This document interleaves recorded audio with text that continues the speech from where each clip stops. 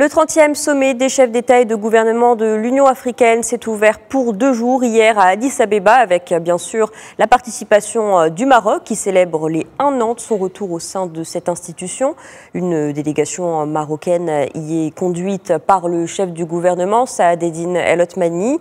Elle comprend également le ministre des Affaires étrangères et de la coopération internationale, Nasser Bourita, qui avait déjà pris part à la 32e session ordinaire du Conseil exécutif de ce bloc panafricain.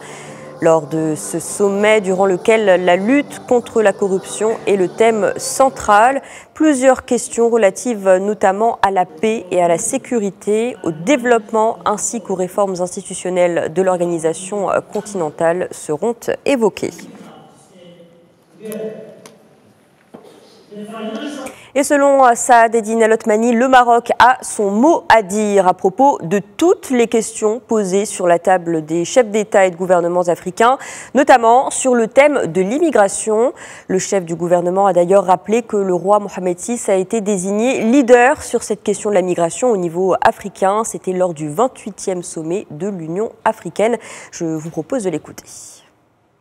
Le Maroc a une expérience reconnue dans tous les différents dossiers qu'on discute actuellement au sein de ce sommet, mais essentiellement la question de l'immigration. Et Sa Majesté le roi Mohamed VI a été choisi comme leader africain de l'immigration.